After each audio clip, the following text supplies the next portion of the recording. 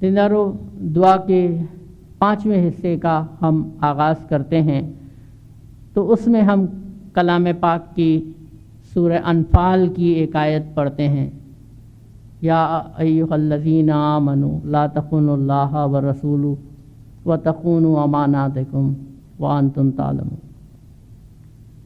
کہ خیانت نہ کرو اللہ کی، خیانت نہ کرو رسول کی، اور خیانت نہ کرو آپس کی امانتوں کی۔ دیندارو، اس آیت کا شان نزول یہ ہے کہ رسول جب مدینہ میں تھے، مسلمان مدینہ میں تھے، تو مدینہ میں یہودیوں کے 3 قبائل رہتے تھے۔ 3 قبائل وہاں رہتے تھے، بنو قریظہ، بنو نصیر اور بنو قینقاع۔ تو ان میں سے ایک قبیلے کے ساتھ ان کا آپس میں مسلمانوں کا اور یہودیوں کا معاہدہ تھا کہ کوئی تیسری پارٹی اگر حملہ کرے گی تو وہ ان کا ساتھ نہیں دیں گے، لیکن ایک قبیلے نے اس کی خلاف ورزی کی، اور جب قریش نے حملہ کیا مسلمانوں پر تو انہوں نے قریش کا ساتھ دیا۔ رسول نے اس کی سزا کے طور پر ان کو محصور کیا، ان کے علاقے کا محاصرہ کر لیا، اور پھر نیگوسیشن کے لیے ایک صحابی کو بھیجا۔ اس صحابی نے وہاں جا کر اور مسلمانوں کی جو پلاننگ تھی، مسلمانوں کی جو منصوبہ بندی تھی اس جنگ کے حوالے سے، اس کو ڈسکلوز کر دیا، اس راز کو فاش کر دیا، جس پر رسول پاک بہت ہی خفا ہوئے، بہت ہی ناراض ہوئے، اور اس وقت یہ آیت نازل ہوئی کہ اللہ کی امانت میں خیانت نہ کرو، رسول کی امانت میں خیانت نہ کرو، اور آپس کی امانتوں میں خیانت نہ کرو۔ اللہ تعالیٰ کی کون سی امانت ہمارے پاس ہے؟ مختلف حوالے سے بات ہو سکتی ہے۔ سب سے پہلے تو یہ زندگی جو ہمیں ملی ہے وہ خدا کی ایک بہت بڑی امانت ہے، اور اس کو اسی طرح سے گزارنا چاہیے جس طرح گزارنے کا حکم دیا گیا ہے۔ اسے ٹیمپل آف گاڈ کیوں کہتے ہیں؟ اسے ٹیمپل آف گاڈ کیوں کہتے ہیں؟ القلب بیت اللہ، کہ ایک دل جو ہے اس میں خدا رہتا ہے۔ تو زندگی کی قدر کرنی چاہیے، نہ صرف ہماری زندگی کی بلکہ دوسرے انسانوں کی زندگی کی بھی، اور ہر طرح سے ہیلتھ اینڈ ہائیجین کے حوالے سے اور دوسرے حوالے سے اس کا خیال رکھنا چاہیے، اور اس میں خیانت نہ ہو۔ دوسرا، ہمارے بچے، ہماری اولاد، یہ بھی خدا کی طرف سے ایک نعمت ہے، ایک تحفہ ہے، ایک امانت ہے۔ تو اس امانت کی نگہداشت، اس کی پرورش ہم پر سونپی گئی ہے، اور ہمیں ان کی ایجوکیشن کا، ان کی دیکھ بھال کا، کہ وہ ایک اچھے انسان بن سکیں، اگر ہم یہ کام کرتے ہیں تو ہم اس کی امانت کو پورا کرتے ہیں۔ ہم جس دنیا میں رہتے ہیں آج، بہت بڑا مسئلہ جس کے لیے انٹرنیشنل کانفرنسز ہوتی ہے، حاضر امام بھی اپنی اسپیچ میں کئی بار اس پوائنٹ کو ریز کر چکے ہیں، وہ انوائرمنٹل پرابلمز جو ہیں، ایکولوجیکل ڈس بیلنس جو ہے، جو ماحولیاتی عدم توازن ہے، جس کی وجہ سے اس دنیا کی گلوبل وارمنگ بڑھ رہی ہے، زمین بڑھ رہی ہے، زمین میں گرمی بڑھ رہی ہے، اور مختلف قسم کی ویدر کنڈیشنز آتی ہیں، انسرٹینٹی آتی ہے، جس سے زمین کے حالات خراب ہوتے ہیں، اور یہاں زندگی کی عمر بھی کم ہوتی ہے، مختلف بیماریاں ہوتی ہیں۔ تو امام زمان نے اپنی ایک اسپیچ میں یہ فرمایا تھا کہ اس دنیا کو بہتر حالت میں چھوڑو، جس طرح ہم نے اسے پایا ہے اس سے بہتر حالت میں ہم چھوڑ کر جائیں آئندہ نسلوں کے لیے۔ اسلام میں انسان کے لیے ایک تصور وائسجرنٹ آف گاڈ کا ہے کہ انسان اس زمین پر اللہ کا خلیفہ ہے، تو اس کے نمائندے کی حیثیت سے اس ماحول کو برقرار رکھنا، اس دنیا کے بیلنس کو برابر رکھنا، یہ اس کی امانت سنبھالنے کے برابر ہے۔ رسول کی امانت ہمارے پاس کیا ہو سکتی ہے؟ رسول نے اپنے آخری حج کے موقع پر فرمایا تھا، ابھی ہم نے ذکر کیا، انی تارکم فیکم الثقلین کتاب اللہ و عطرتی، کہ آج کے دن میں 2 بھاری چیزیں چھوڑے جاتا ہوں، کتاب اللہ اور میری عطرت۔ یہ قیامت تک ساتھ ساتھ رہیں گے۔ گویا قرآن اور امام دونوں ایک دوسرے کے ساتھ رہیں گے، لازم و ملزوم ہیں، ایک دوسرے کے لیے ضروری ہیں۔ تو ان ہدایت کے دو سرچشمے ہیں ہمارے پاس، ایک زندہ امام اور ایک کتاب جو اسی وقت زندہ رہ سکتی ہے کہ اسے زندہ امام کی ہدایت کے مطابق، اس کی بتائی ہوئی انٹرپریٹیشن، تشریح کے مطابق اسے سمجھا جائے اور پڑھا جائے۔ آپس کی امانتیں، بہت سی باتیں ایسی ہوتی ہیں جو دوسروں کے بارے میں ہمیں معلوم ہوتی ہے، اچھی باتیں بھی ہوتی ہیں اور کچھ باتیں اچھی نہیں بھی ہوتی، اور ایک انسانی فطرت ہوتی ہے، کمزوری ہے انسان کی، ہر ایک انسان میں ہو سکتی ہے کہ فوراً ہی ہمیں معلوم ہو تو ہمیں چین نہیں پڑتا جب تک ہم دوسرے لوگوں تک یہ پاس آن نہیں کر دیں۔ کسی کی اچھائی معلوم ہو تو وہ شاید اتنی آسانی سے ہم نہیں پھیلاتے، لیکن اگر کسی کی کمزوری، کسی کی چھوٹی برائی بھی ہمیں معلوم ہو تو ہم اس کو ایکسیجریٹ کر کے، بڑھا چڑھا کے فوراً ہی، ہم جب تک دوسروں تک نہیں پہنچائیں گے ہمیں ریسٹ نہیں آئے گا، سکون نہیں ملے گا۔ تو یہ ایک اچھی ہیبٹ نہیں ہے، اور اس سے اگر احتراز کیا جائے، بچا جائے تو وہ اچھی بات ہے۔ اسی طرح بہت سے حوالوں سے ہمارے پاس ایک دوسرے کی لین دین میں آنیسٹ رہنا، سنسیئر رہنا، اپنی پروفیشن کے ساتھ سنسیئر رہنا، اپنی ڈیوٹی کے ساتھ سنسیئر رہنا، یہ سب وہ آپس کی امانتیں ہیں۔ ایک دوسرے کے رائٹس ادا کرنا، حقوق ادا کرنا، یہ ساری وہ امانتیں ہیں جس کا ہمیں خیال رکھنا چاہیے۔ زندہ اس کے بعد ہم دعائیں مانگتے ہیں چند۔ ربنا اغفر لنا ذنوبنا وسهل امورنا وارزقنا وارحمنا انک علی کل شیء قدیر، اور اس کے بعد ہم ذکر کرتے ہیں۔ ذکر یا علی یا محمد یا محمد یا علی، 11 مرتبہ ہم یہ ذکر کرتے ہیں اور دعائیں مانگتے ہیں کہ ہمارے گناہوں کو معاف کر، ہم پر رحم فرما، ہمارے کاموں کو آسان فرما دے۔ انک علی کل شیء قدیر، بے شک تو ہر چیز پر قادر ہے، قدرت رکھتا ہے۔ اور اس کے بعد دیندارو امام زمان سے ہم اپنی وفاداری کا اظہار کرتے ہیں کہ تو ہی میری قوت ہے، تو ہی میرا سہارا ہے، تجھ پر ہی میرا توکل ہے، تجھ پر ہی میرا بھروسہ ہے۔ اور اس اقرار کے بعد ہم سجدے میں چلے جاتے ہیں اور 5واں حصہ یوں اختتام پر پہنچتا ہے۔ دیندارو دعا کے چھٹے حصے میں، چھٹے پارٹ میں، آغاز میں ہم سورۃ الاخلاص پڑھتے ہیں۔ اسے سورۃ الاخلاص کیوں کہا جاتا ہے؟ کیونکہ یہ توحید سے متعلق ہے اور اس میں خالص توحید کا ذکر کیا گیا ہے، خالص توحید کا ذکر کیا گیا ہے۔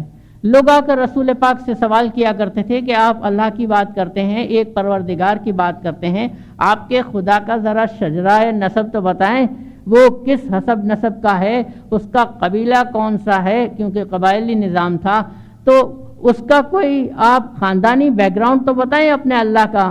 تو یہ صورت نازل ہوئی، قل هو اللہ احد، کہہ دو کہ وہ اللہ ایک ہے، اللہ الصمد، اللہ بے نیاز ہے، لم یلد ولم یولد، نہ اس سے کوئی پیدا ہوا نہ وہ کسی سے پیدا ہوا، ولم یکن لہ کفوا احد، اور کوئی بھی اس کا ہمسر نہیں، ثانی نہیں، اس جیسا کوئی بھی نہیں۔ تو یہ خالص توحید کا تصور ہے جس پر تمام مسلمانوں کی طرح ہمارا بھی اعتقاد ہے۔ اب یہ بات کیوں کہی گئی؟ کیونکہ خدا کسی جسم کا نام نہیں، اللہ کسی جسم کا نام نہیں، بلکہ اللہ نور السماوات والارض، اللہ زمین اور آسمان کا نور ہے۔ تو جسمانی رشتے اس سے جوڑنا یہ مناسب نہیں ہے، اور یہ تصور ہمارا تصور نہیں، اسلام کا تصور بالکل بھی نہیں ہے۔ نور کی کوئی اولاد تو نہیں ہوتی، ہاں نور ایک مظہر کے اندر منتقل ہوتا ہے، اور اسی کنسیپٹ کو ہم آگے لیتے ہیں جب اس پارٹ میں ہم اماموں کے نام لیتے ہیں، اماموں کا شجرہ بیان کرتے ہیں۔ تو تو سورۃ الاخلاص کی فضیلت کے متعلق روایت بہت مشہور ہے کہ اس کا ثواب اس کی تلاوت کا ایسا ہے کہ اگر 3 مرتبہ سورۃ الاخلاص پڑھی جائے تو یہ ایسا ہے کہ جیسے 1 مرتبہ آپ نے پورا قرآن پڑھا۔ یہ تمام مسلمانوں میں یہ روایت ایکسیپٹ کی جاتی ہے، قبول کی جاتی ہے۔ ہم تینوں دعاؤں میں سورۃ الاخلاص پڑھتے ہیں، گویا قرآن پاک ہم مکمل کرتے ہیں ہر روز۔ دیندارو، اس کے بعد آخری حصے کی خاص بات یہ ہے کہ اس میں 2 شجرے بیان ہوئے ہیں، ایک اللہ کا شجرہ اور ایک امام کا شجرہ۔ اس سورہ اخلاص کے بعد ہم واپس صلوات پڑھتے ہیں۔ ہم نے پہلے حصے میں صلوات پڑھی تھی اور آخری پارٹ میں صلوات پڑھتے ہیں۔ اللہم صلی علی محمد المصطفیٰ و علی المرتضی و فاطمہ الزہرا والحسن والحسین۔ اے اللہ، تیری رحمت رہے محمد مصطفیٰ پر، علی مرتضیٰ پر، بی بی فاطمہ پر، حضرت حسن پر اور حضرت امام حسین پر۔ یہ 5 تن پاک کا تصور ہے۔ یہ وہ 5 ہستیاں ہیں کہ جو نورانی ہستیاں ہیں، اور اہل بیت کا نوشن جو ہے، تصور ان سے وابستہ ہے، اور ان کی پاکیزگی کا ذکر اللہ پاک نے قرآن میں فرمایا آیہ تطہیر میں کہ اے رسول، وہ چاہتا ہے، خدا ارادہ کرتا ہے کہ اہل بیت کو پاک رکھے اور ان سے ہر قسم کی برائی کو دور رکھے۔ تو اسی لیے ان 5 ہستیوں کو 5 تن پاک کہا جاتا ہے۔ اور ان کی نورانی حقیقت کیا ہے؟ تو پیروں نے اپنے ایک گنان میں ارشاد فرمایا، اس کو ایک درخت سے تشبیہ دی، اوہنگ نرنجن ایک رکشج کیتا، اس کو ڈالی دوئے دیتا، کہ اللہ نے ایک درخت بنایا، اس کی 2 شاخیں بنائی، ایک نور نبی محمد مصطفیٰ، دوجا نور علی مرتضیٰ، مائی فاطمہ اس کے بیلے، حسن حسین اس نور ماہیں کھیلے، کہ بی بی فاطمہ ان کے ساتھ ہیں اور حسن اور حسین اس نور میں کھیلتے ہیں۔ تو یہ نورانی شخصیات، نورانی ہستیاں ہیں، جس سے اماموں کا شجرہ، اماموں کی نسل آگے بڑھی ہے۔ تو ان 5 تن پاک کی ہستیوں کے صدقے سے، اور پھر ہم اماموں کا پورا شجرہ پڑھتے ہیں، حضرت علی سے لے کر شاہ کریم الحسینی تک ہم پورا شجرہ پڑھتے ہیں۔ اس کا ایک فائدہ تو دیندارو یہ ہے کہ تاریخ میں بہت سی چیزیں زمانے کی گردش کی نظر ہو جاتی ہیں، لیکن یہ شجرہ ہم بچے کو یہ دعا سکھاتے ہیں سینٹر میں، تو اس کو حضرت علی سے لے کر شاہ کریم تک جو ہمارے 49 امام ہوئے، ان تمام کے ناموں کا ان کو ایک ازبر ہو جاتے ہیں، اور پورے تاریخی لحاظ سے اس میں کوئی مسنگ پوائنٹ نہیں آتا۔ دوسرا ابھی تذکرہ کیا تھا ہم نے کہ نور کے حوالے سے بات کی تھی، 5 تن پاک کے نور کی بات کی۔ اللہ نے اپنے آپ کو نور کہا، رسول کو نور کہا، اور نورن علی نور، یہ آیت ہم سورہ آیہ نور میں پڑھتے ہیں کہ نور کے بعد نور ہے، تو یہ اسی تسلسل کو ظاہر کرتا ہے۔ حضرت علی، حضرت امام حسین، حضرت امام زین العابدین، اس طرح ہم تمام اماموں کا نام لیتے ہیں، یاد کرتے ہیں، اور ایک نور کے بعد دوسرا نور دوسرے میں منتقل ہوتا ہے، اور کوئی بھی زمانہ ایسا نہیں گزرا ہے جس میں الہی نور کے مظہر موجود نہ رہے ہوں، ایسا کوئی بھی وقت نہیں گزرا ہے تاریخی لحاظ سے۔ اور انشاءاللہ یہ سلسلہ جاری و ساری رہے گا جب تک یہ جہان قائم ہے، یہ دنیا قائم و دائم ہے۔ دیندارو، ان کے واسطے سے ہم اپنے لیے اس کے بعد کچھ دعائیں مانگتے ہیں، رحم اغفر لنا انک علی کل شیء قدیر کہہ کر، کہ ہم پر رحم کر، گناہوں کو معاف کر، شاہ کریم کے صدقے سے، ان پاک اماموں کے صدقے سے، پنجتن پاک کے صدقے سے، اور والحمدللہ رب العالمین کہہ کر دعا کا اختتام کرتے ہیں، اور ایک دوسرے سے شاہ جو دیدار کہہ کر ایک دوسرے سے شاہ کے دیدار کے لیے پنجہ لیتے ہیں، ہینڈ شیک کرتے ہیں۔ یہ ہماری یہاں رسم پوری ہوتی ہے۔ اب ہینڈ شیک کرتے ہیں تو ہم ایک دوسرے کو دعا دیتے ہیں شاہ جو دیدار کہ آپ کو شاہ کا دیدار نصیب ہو، اور دوسرا بھی یہی کہتا ہے کہ آپ کو شاہ کا دیدار نصیب ہو۔ اس دعا کے ساتھ ہم ایک دوسرے سے ہاتھ ملاتے ہیں۔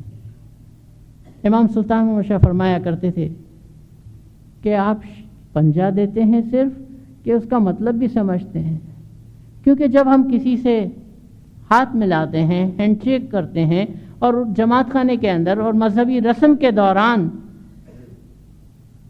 تو اس کا ایک مطلب یہ بھی ہے کہ وہ بردرہڈ کی اگر یاد ہو آپ کو، پہلی واز میں پہلے دن ایک فرمان کی لائن کوٹ کی تھی، this is a place of congregation, of peace, of order, of prayer, of humility, of hope اور آف بردرہڈ، کہ یہ بھائی چارے کی جگہ ہے، بھائی چارے کا گھر ہے۔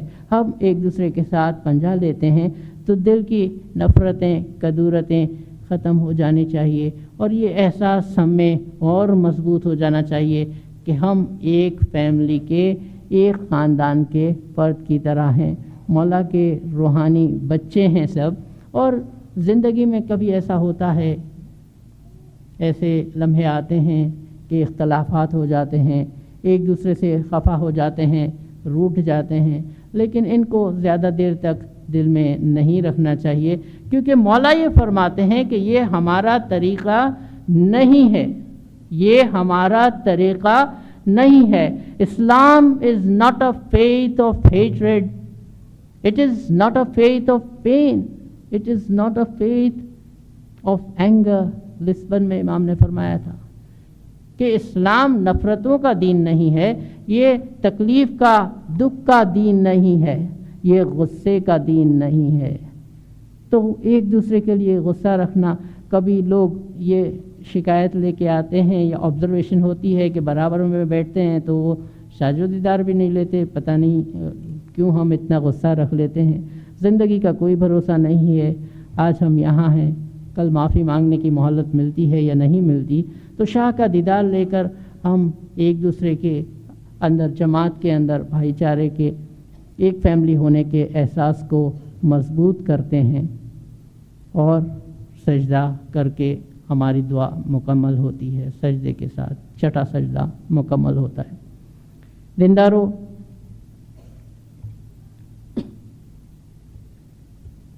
ہم نے 3 دن تقریباً 2 سوا 2 گھنٹے اس دعا کی انڈرسٹینڈنگ حاصل کرنے کے لیے صرف کیے۔ آپ نے بھی سنا، ہم نے بھی جو ہے وہ کوشش کی کہ جو تھوڑا بہت نالج ہمارے پاس ہے وہ آپ تک کمیونیکیٹ کریں، لیکن ہمارا یہ سفر یہاں ختم نہیں ہوتا، بلکہ یہ سفر کا آغاز بھی کہہ سکتے ہیں، بلکہ ہم اس سفر میں موجود ہیں۔ یہ یاد دہانی کے لیے اس قسم کے لیکچرز، وعظیں رکھی جاتی ہیں۔ یہ 3 دن کی وعظ سن کے ہمارا کام ختم نہیں ہوتا۔ ایک ریکویسٹ کے ساتھ میں اس ڈائس کو چھوڑنا چاہوں گا کہ ہم میں سے ہر ایک کا، فیملی میں پیرنٹس ہیں ان کا، بڑے بھائی بہن ہیں ان کا، ریلیجس سینٹرز میں جو ٹیچرز ہیں ان کا یہ فرض ہے کہ یہ انڈرسٹینڈنگ، یہ سمجھ بچوں تک پہنچائیں۔ ہمارا یہ ماننا ہے کہ اگر دعا کو ہم صحیح طرح سے سمجھ لیتے ہیں تو بہت سے سوالات کے جوابات ہمیں خود بخود مل جاتے ہیں، خود بخود مل جاتے ہیں، اس صرف ایک دعا کو سمجھنے سے۔ تو اس کے لیے ضرورت ہے تھوڑا سا وقت نکالنے کی۔ ہم اپنے بچوں کی ایجوکیشن کا خیال رکھتے ہیں، بہت اچھی بات ہے، ایسا کرنا چاہیے، سوجتن کرتے ہیں، کبھی وقت نکال کر۔ ہم سمجھتے ہیں کہ یہ مشکل دور ہے، ٹائم کی ہر ایک پہ پریشر ہے، ٹائم کا، پروفیشنل لائف کا، بزنس لائف کا، لیکن پھر بھی کوشش کر کے کچھ وقت بچوں کے ساتھ بیٹھ کر اور ان سے اس قسم کی باتیں کریں، شیئر کریں تھوڑا تھوڑا، تو ان کے اندر یہ انڈرسٹینڈنگ ستپنتھ کی سمجھ مضبوط سے مضبوط تر ہوگی انشاءاللہ۔ صلی علی محمد و آل محمد۔ Subscribe us at www.youtube.com/srayemani.